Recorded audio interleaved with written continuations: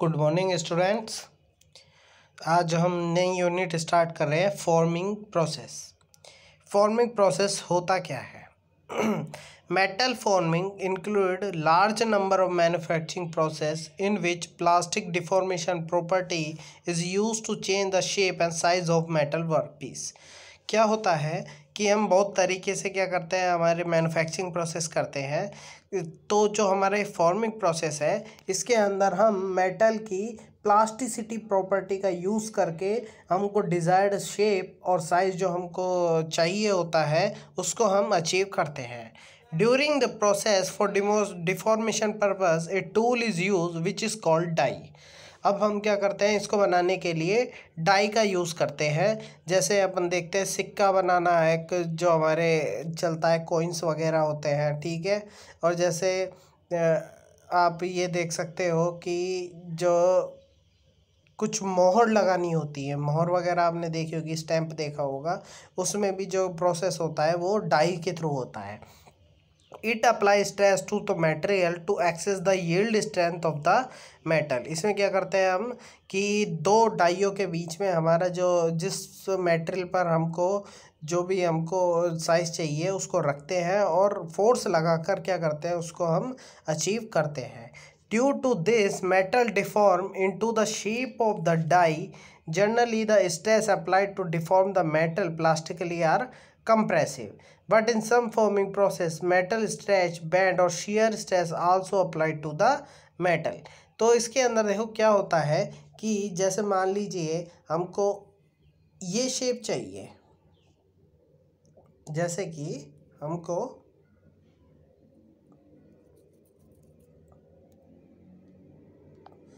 ये शेप चाहिए, कुछ ऐसी शेप चाहिए हमको, तो ये अपर डाई हो जाएगी।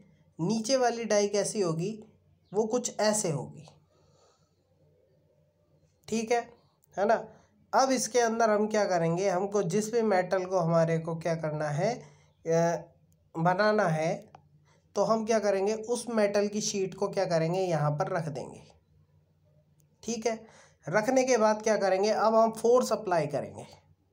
ये तो हमारी फ्लोर पर रहेगी, ठीक है। ऊपर से हम फोर्स को अप्लाई करेंगे तो फाइनल जो हमारा प्रोडक्ट बनेगा वो कुछ इस तरीके का प्रोडक्ट हमारा तैयार हो जाता है। बाद में हम इसकी मशीनिंग करके, इसके कटिंग करके क्या करेंगे, जो प्रोडक्ट हमारे काम का नहीं है उसको रिमूव कर देंगे और फाइनली हमको स्ट्रक्चर मिल जाती है। इसको बोलते हैं forming process.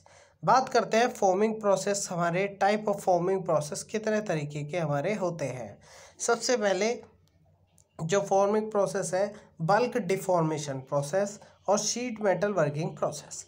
Bulk deformation process 4 type का है: rolling process, forging process, extrusion process और wire and bar drawing process. Sheet metal 2 type का होता है: बेंडिंग प्रोसेस और ड्राइंग और कपिंग प्रोसेस, ठीक है।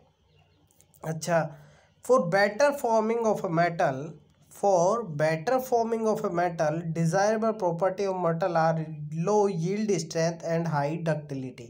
तो हमको अगर मेटल फॉर्मिंग करनी है तो हमारे मेटल की क्या होनी चाहिए, लो यील्ड स्ट्रेंथ होनी चाहिए और उसकी डक्टिलिटी क्या होनी चाहिए, हायर होनी चाहिए। These property are highly affected by temperature. When the temperature of the metal increase, its ductility increase and yield strength decrease।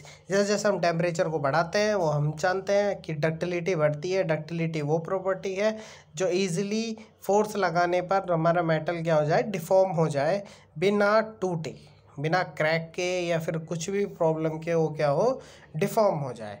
The other factor which affect the performance of metal forming process are strain rate, friction and lubrication etc. Metal forming process can be classified as follow।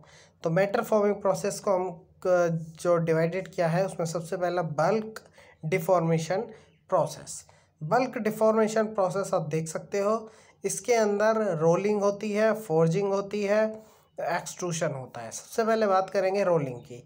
Rolling के अंदर क्या करता है, it is a compressive deformation process in which thickness of a plate और slab is reduce by 2 opposing cylindrical rolls. The roll rotate in the order to draw the workpiece into gap between them and skews the workpiece. आप देख सकते हो यहाँ पर दो roller है, यहाँ पर दो रोलर है जिसके बीच में से हम क्या करेंगे, इस शीट को फोर्सफुली इंसर्ट करेंगे। बाद में रोलर इसको अपना आप अपने तरफ खींचता जाएगा और यहाँ पर आप देख सकते हैं इसकी थिकनेस कम हो चुकी है और यहाँ पे थिकनेस ज़्यादा है। इसको बोलते हैं rolling process. Now move to forging process. Forging process क्या होता है? In this process the work piece is compressed between two opposing die in order to produce the die shape on the workpiece। जैसा मैंने अभी आपको example दिखाया था ठीक वैसा ही होता है ये। इसके अंदर क्या करते हैं कि हमारा जो मटेरियल है उसको दो डाइयों के बीच में रखते हैं, फोर्स लगाते हैं और फाइनल हमको जो शेप चाहिए होती है ठीक वैसी ही शेप हमको मिल जाएगी। ठीक है, इसको बोलते हैं फोर्जिंग।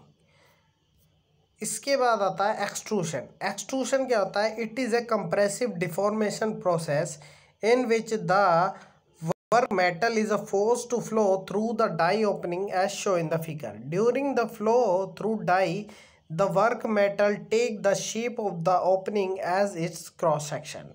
इसके अंदर देखो क्या होता है, इसके अंदर आप डायग्राम में देख सकते हो एक्सट्रूशन प्रोसेस में हम क्या कर रहे हैं, एक रैम के थ्रू क्या करते हैं, फोर्सफुली मेटल को इंसर्ट करा रहे हैं और जब ये बाहर निकल रहा है तो उसका एरिया क्या है, कम है। ठीक है, जिससे हमको जो डिज़ायर्ड हमको शेप थिकनेस चाहिए या फिर हमको जो भी डायमीटर चाहिए वो हम अचीव कर पा रहे हैं। ठीक है, इसके बाद हमारा है वायर ड्राइंग। वायर ड्राइंग के अंदर क्या होता है? In this type of the forming process the diameter of a round bar billet is reduce bye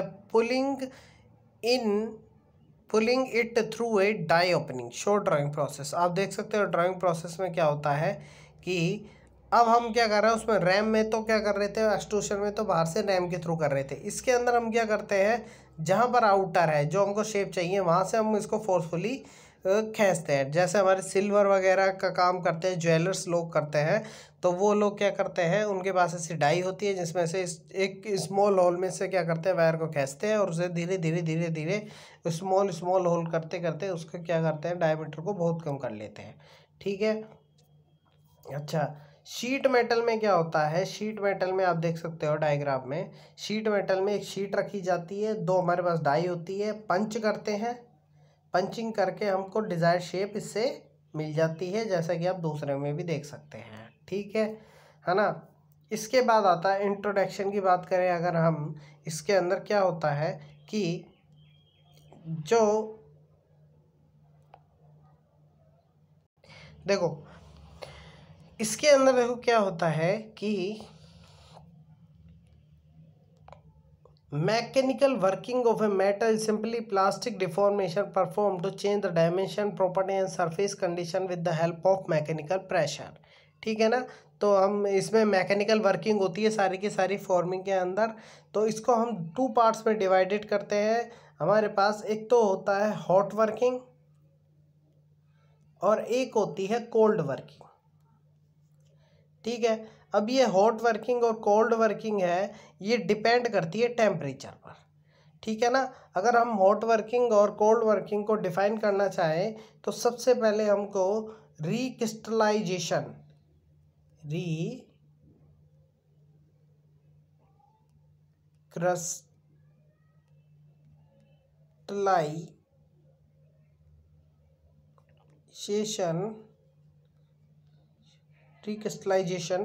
ये पता होना चाहिए। अगर ये पता है तो हम बता पाएंगे कि हॉट वर्किंग और कोल्ड वर्किंग में डिफरेंस क्या है। अब बात करते हैं ये रिक्रिस्टलाइजेशन टेम्परेचर है क्या चीज़। देखिए एक पॉइंट होता है जहाँ पर मेल्टिंग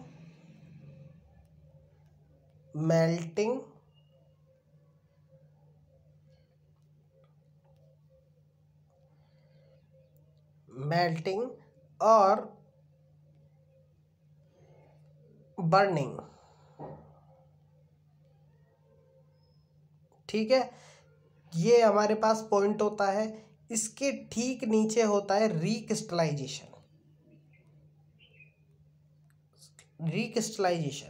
है ना।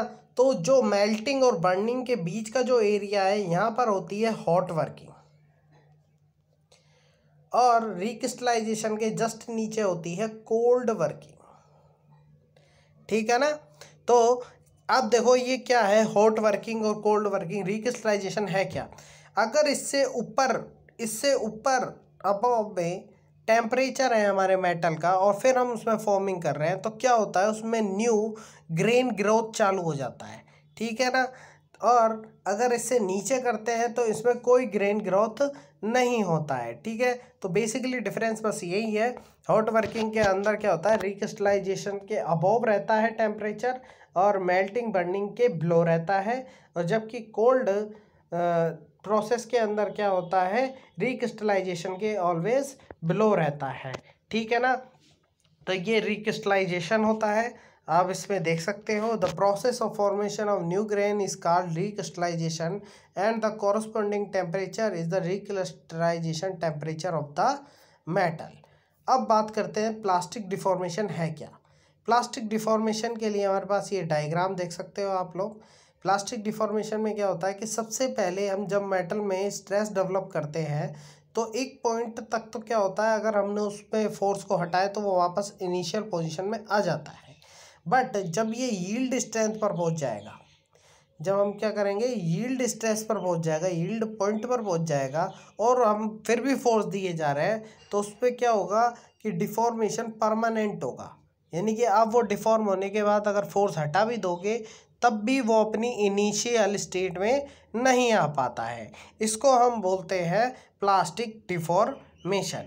तो हमारा जो फॉर्मिंग प्रोसेस है इसमें सबसे ज़्यादा मेनली ये बेस ही प्लास्टिक डिफॉर्मेशन के ऊपर है, ठीक है। इसमें दो चीज़ें प्लास्टिक डिफॉर्मेशन, या तो स्लिपिंग के थ्रू हो या टेनिंग के थ्रू हो या फिर दोनों का एक साथ होता है, ठीक है। अच्छा, इसके बाद ये हमारा यहाँ पर लेक्चर फिनिश होता है। Thank you very much.